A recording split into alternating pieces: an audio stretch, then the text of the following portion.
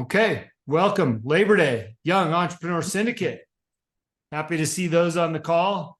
I don't think we actually had a call scheduled because it's a holiday, but I'll just say from here on out, we will always have a call on a holiday like this. I think the exception would be Christmas, New Year's, Thanksgiving, Easter. I don't know, anything other than that, Rod? July 4th. July 4th. Yeah, July 4th. And what that comes from is on Memorial, we didn't do a call on Memorial evening. And the following day, we just felt like we missed out on an opportunity to set the week straight. And then if you remember, I was out of town the following week and we had an internet issue. So we actually were 2 weeks off. So we don't want to do that again. We want to be here for everybody. Actually, selfishly, I want to be here for myself to connect with you guys and just network and have community. So that's why we're doing a call tonight. And I promised via the text that this would be quick and to the point. Here comes Craig. Okay. So I've got 4 items tonight. And if you've got questions, I'd love to hear them. Item number 1. I just finished Rachel's book. And it is phenomenal. And, you know, I know we don't have a ton of people on the call, but this call is recorded and people will hear this. And I just want everybody to know that as soon as that book goes on sale officially, Rachel, when is that? October. October. You don't have an official date though, right? Okay. So as soon as the book goes on sale, please grab a copy. And here's why. Rachel asked me to read it in advance, just kind of check for spelling, grammar, whatever. I don't know why she'd ask me to do that because I'm the worst. But I got a lot of value out of the book. And, you know, knowing Rachel as long as I have and reading that book, I learned a ton. It's one of those books that you're going to have on your bookshelf that you're going to go back to for some of her systems and some of her advice when you need a little refresh on something. So I'm looking forward to having it back on my shelf so that I can get a refresh and advice on some of the things that you talked about, Rachel. So that's my first point is A, let's support Rachel in her book launch come October, but B, you'd be glad you did because the book is phenomenal. And I'm really proud of you for doing it. You've done a great job. And it's going to be a tool on my back shelf once it's available again, because I handed my copy off to Rod to edit and grammar and all that other stuff. So anyways, okay. Point number 2. This is know your worth. Know your worth in business. And this came from a number of things that's transpired in the last couple months. You know, looking at Samantha's transition out of a company that she was given 7 days a week, you know, a client that she had 7 days a week, countless hours for 8 months straight. Okay. Great opportunity. But when you look at that dollar for dollar versus time, they got a good deal on that. Right. And I've heard this and seen this in a number of occasions in business. And I don't fault anybody for going down that path. But eventually, as you start to transition your career or your clients or your business, you really have to identify like what's your worth. Now, again, using Samantha as an example, this was a great stepping stone to put her at another level in her marketing and her ability to grab clients at a high caliber. So in her case, this was a good investment for her, but it was also a good time for her to step away and get into the next phase of her life. And in this case, she really wants to focus on being a mom. But if she were to grab a client, she has a great resume now of things that she's worked on. So at the time, she gave a lot. Now it's time to move on, but she knows her worth now. And so as she moves forward in her career, or as she grabs new clients, she knows what her value is based on what she's learned and what she can do. As it relates to me specifically, Rod and myself, if you remember last year, we taught a class. Rachel, here's the insight for you, by the way. We taught a class at Stillwater Christian High School here locally. Great class. We built a curriculum just for the school. And it's similar to what we do here, a little bit more in depth because it's a total of 3 hours a week, different lessons each time. And we've got an hour of actually curriculum that we teach. However, as we got into the summertime, the head of school is leaving for this school year. He was supposed to leave at the end of this year coming up. And everything was status quo. We were going to teach again. You know, all's good. So Rod and I have been planning on teaching all summer. Well, about 3 weeks ago, I reached out to him and said, hey, school's coming up. What's our schedule look like? What's the calendar? When do we start? What do you need? As well as last year, we provided an overview of the curriculum that goes out to the parents. It is a elective class. So you got to do a little bit of a selling job to show the kids, like, this is what we're learning here. You know, please sign up. Nobody asked us for that. 2 weeks ago, I asked Rod, like, did we see anything? Did we miss an email? He goes, nope. So Rod reached back out to the school and said, hey, we haven't heard from anybody. And then a few days later, we heard back from the head of school that's leaving. He says, I've connected you to this person and this person. They should get back to you with calendars, schedules, etc. As of Saturday, so a week transpired, nothing. So when you look at this scenario, granted, we would probably still be teaching there and things would probably roll out okay. But when you look at it, they've placed zero value on what we're bringing to the school. They have not looked into, what it would take to get us back, what our needs are. They haven't asked. They haven't even given us our schedules. So when you think about knowing your worth, right now, the worth that they're giving Rod and I for this curriculum is basically zero. And we made the decision to pull out.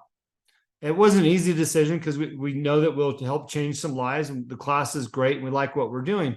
But if their heart's not in it enough to at least give us a schedule, we're not going to commit 9 months, 3 days a week to be down there at the high school to teach some students when the administration doesn't even care enough to give us our schedule.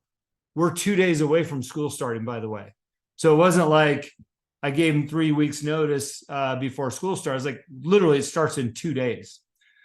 So we really had to evaluate is what is our worth? What does that look like?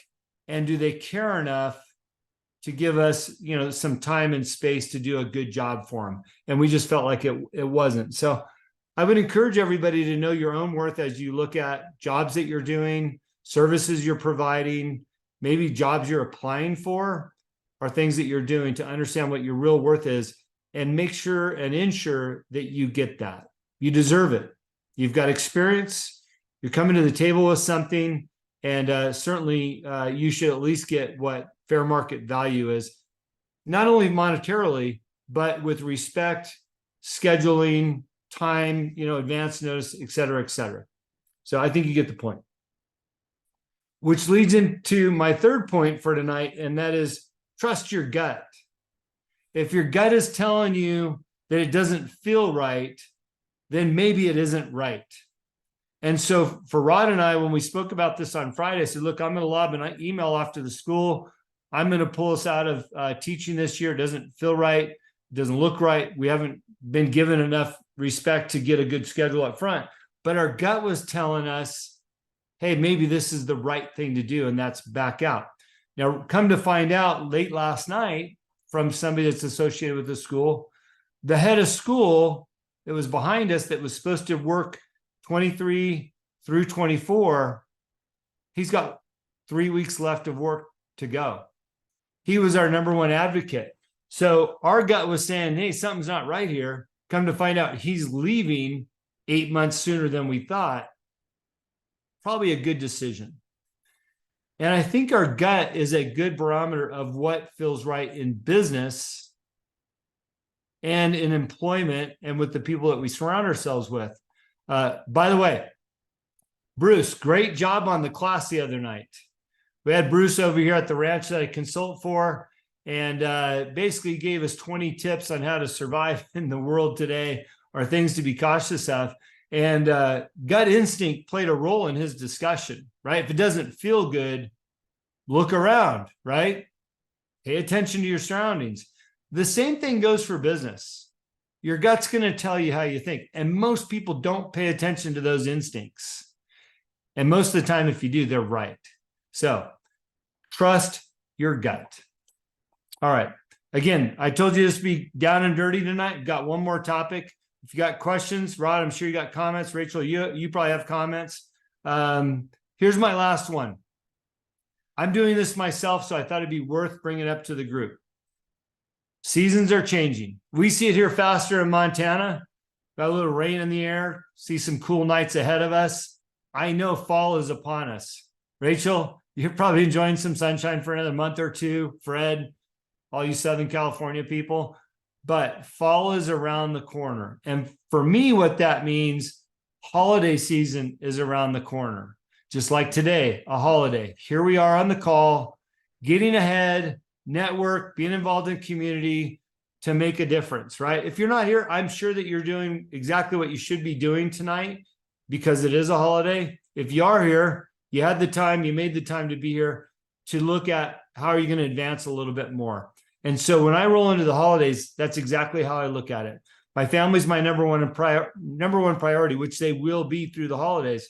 But when I can squeeze a moment to get ahead of the competition, to do a little bit more, squeeze a little bit more in, I'm going to do it. So fair warning, holiday seasons are right around the corner.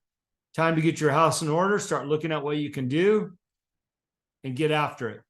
What I'm going to do, at least I'm going to try, Rachel might have a little bit more insight on exactly how this rolls out, but Alex Hormozy has a philosophy that he spends the first part of his day, like 8 to noon, focused on things that are important to his business before he goes outside of, his house or his office to take meetings afternoon. And his point behind that is you're the most brain productive in the morning. You get up, you've had your breakfast, you've worked out, and all of a sudden you sit down in front of your computer. The first few hours of your day, you can be the most productive behind the screen or writing or articulating emails, things like that. But once you start to meet people outside your office, the day kind of squirrels out a little bit, starts to get frayed. So I'm going to try and see what that looks like for me is 8 to noon at my office, behind the computer, getting those types of activities done, and then scheduling my appointments and meetings after 12 and see how that goes. So I'm constantly looking for ways to improve my business life or be more efficient, feel less guilt for personal time, integrating my kids within my workday. And this is just something that I'm going to look at doing. So anyways, seasons are changing. Time to ramp up your business, get after it, and see what happens by the new year. So those are my comments. Rod, what do you got? Well, I'll tell you, everybody, thanks for being here tonight. First and foremost, Jim, thanks for a quick 4-point lesson. And your points are well taken, from Rachel's book to knowing your worth, to trusting your gut, and the seasons are changing. And I just wanted to say, this is my favorite time of year. The exiting of summer and the early part of fall. And I've always called it the quickening. And for women out there, the quickening is when they're pregnant and they can actually, the first time they feel the baby move inside of them. It's called a quickening. And it's when you realize, you might know before, right? Pregnancy tests and all that stuff. But when you feel it inside you, that's the quickening.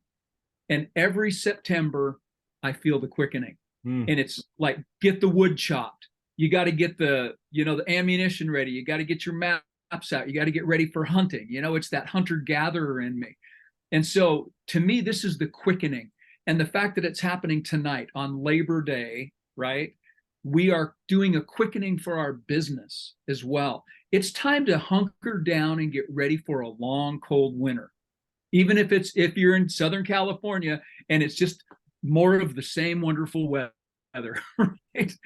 Something is on the horizon. Something is about to change.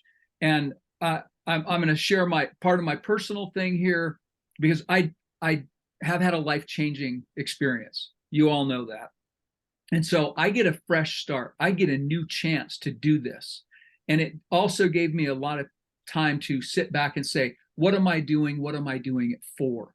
And how can I do it better? Because if my time is limited, right, and all of our time is limited, I need to be able to maximize that. And I've got all kinds of ideas going in my head. Jim, you're going to hear some of these next week. Promise you that. So things are happening. Stay in touch with what's in your gut and in your mind right now, because things are happening. And even if you're not aware of it, when you tune in, you're going to start getting little messages, little hints about what's happening. You're going to get that quickening feeling. So pay attention to it. That's number one. Number two, I'm preparing for battle. I came back from a long walk this morning, and my wife said, man, I was just getting about ready to call and find out where you were, because I was into it. And for me, that's a big deal right now, going for a long walk. And the whole time I'm thinking, when I am well again, I am not going to put up with any crap. Okay. Not that I put up with a lot of it anyway, but I am not going to tolerate BS. Life is too short for that. That was my quickening moment today. I am starting and steering an entire new course, and I encourage every one of you to do the same. And that gets right down to knowing your worth, trusting your gut, and knowing that the seasons are changing. So thanks for the opportunity to let me plug that a little bit. I'm telling you, things are in the air, so stay tuned. That's it. I love that line, the quickening. It's awesome. Rachel, comments? Yeah, I do. All right. Okay. Here we go. This is what I'm thinking about right now. I love the point what you said about it being Labor Day and everyone's gearing up, and it kind of like overarches what both of you said. But I have to break it down one step further for everybody, because what's happening right now in September, there should be two things that you're getting ready for with your business. One is Q4. In every entrepreneurial's life, if it hasn't happened to you yet, expect that at some point it will. December is the slowest. There's always a lull, right? I mean, there's like emergency things that come up with clients, but like for the most part, it's a new business lull. So you have to prepare for a slowdown, because you've got a pipeline, right, of new leads coming in and things that you're like hunting, right? Like potential new clients and things that you're nurturing and trying to close.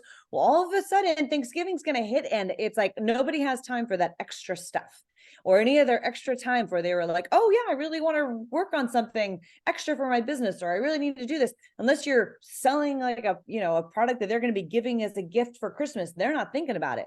So it's particularly in marketing right now is when we close as many Q4 deals as I possibly can. Because otherwise it makes for a very uncomfortable December. So last week, I think I closed 6 pieces of business. It was like there's absolutely like no taking your foot off of the gas at this time of year. And then what happens is around like Christmas, you do find yourself at more like holiday parties or gatherings and stuff. And that's when you're nurturing Q1 sales, but they don't close as fast as they normally would. So you can't count on that. So I would say now is the time to prepare for Q4.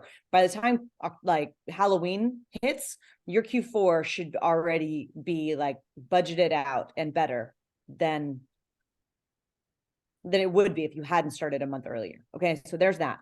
The second thing is, and this is a little bit more on the soft skills side of things, but now is the time to order your client holiday gifts. I can't emphasize this enough. It's always been my responsibility at every company I've ever run to order the holiday gifts. And you're like, oh yes, I want something personal, or I want some customized. I want to put their name on it or our logo on it, or like, I want to brainstorm this out. And then all of a sudden you go to order it and it's like, oh yes, lead time is 12 weeks. And you're like, crap, right? So you should have your holiday orders in now for your gift giving. And the appropriate time to give your holiday gifts is starting right after Thanksgiving. So as soon as Thanksgiving is over, you can start having those gifts either delivered by hand or by post or whatever. You want to be the first one to give a gift. You don't want to wait to see like, oh, did my client give me a gift before I decide to give them one? Like be the the person that's leading that's like in the spirit of generosity and thankfulness and appreciation for their business. Some people choose to do like the same gift for everybody. Sometimes you can customize, like it depends on your business, but if you ever want to like strategize about that or talk about it, or you've got questions, like put it in the platform on the back end of Y.E.S, and we can talk about it. Of the 5 love languages that are out there, for anyone who's read that book, the 5 love languages, gift giving is like my highest one. Giving, receiving, like I think that it matters a lot. So I'm a good person to brainstorm that stuff with. So that's all I wanted to say about that. And then changing gears is, Jim, thank you for reading my book. I'm honored that you read it. Rod, I'm really looking forward to getting your proofreading marks. I'm embarrassed. I'm sure there's a lot of grammatical errors. I hope that you catch them. But to everybody else, I will let you know as soon as it goes on sale on Amazon. You guys will be the first ones to get links, and we'll do like a bestseller push, and I'll try to get everybody to buy it within like a 2-hour window. So that'll be something that I'm going to be like asking you for come October. So just keep an eye out for that. We'll talk about it when it gets closer. All right, that's all I have. Okay. Unless anybody's got a question, I want to close out with this thought. But the thought is modeling behavior. And so, you know, when you're leading a team or you're coaching like we're doing here, modeling behavior is important. And first of all, Rachel was vulnerable enough to send me a copy of her book and ask me to pass it on to Rod. And so that's modeling behavior as leaders, like, hey, we know we don't know it all, so let's ask for help. And that's what she's doing, is asking for help to review her book, right? So modeling behavior is always important from the top down, and it resonates. With that being said, I pointed out to Wayne, I don't know if it was yesterday or the day before, but I said, Wayne, I love seeing all your Instagram posts with your kids. You spend so much time with them, having a good time. And Wayne said, he gave me a comment back, and basically he was referring to earlier on when he got in this group, he had given us a really nice referral about how he learned about his values and what were important to him. Wayne is modeling the behavior that he learned, and that was his values of family. And I love seeing people modeling their behaviors through what they've been taught or what they know is right. And so, you know, none of us are too good to help one another out and to model some behavior so that others can see that. So Wayne, good job on that. Rachel, good job for being vulnerable and asking us to help and support you. And I just want to remind everybody, that's what this community is about, is helping one another. If there's something that you need help with, then let's get together as a community and do that. Also, let's not forget, Craig's on the call tonight, and so is Fred. Both of them are in a season of change. If there's something that we can do to offer help, a phone call, a text, we're all in the same text thread, a phone call or a text to help and support those guys, what they're going through, and vice versa, guys. If there's something that we as a group, our community, can help with, just to get you further along your season of change, please let us know. That's what we're here for. That's what we're about here. You know, and a couple other point outs here. You know, Bruce did a fantastic job for a client of mine. He was willing to come and do what he does. We looked good for it because he's great at what he does. As Sam pointed out, we even saw a really funny side of Bruce. I won't even say it's a dry sense of humor. It's just a sense of humor. So that was great. And then Sean, who's also on the call tonight, I referred him to somebody on the East Coast, and he delivered right on the spot, right? So it's just proof and point. We're here for a reason. We're working together. We're building community. We're supporting one another. And I just look forward to continuation of that as this thing grows and we get more people. You know, people are going to ebb and flow, but let's continue doing what we're doing. So I'm going to wrap with that. I don't see any hands up. I want everybody to have the great rest of your day, whatever you're doing today. We've been working out in the pasture all day doing, I don't know, labor. We've been laboring on Labor Day. So look forward to seeing everybody next Monday, and we'll call it at that. So thank you for showing up tonight. Appreciate it. Talk soon. Good night, everybody.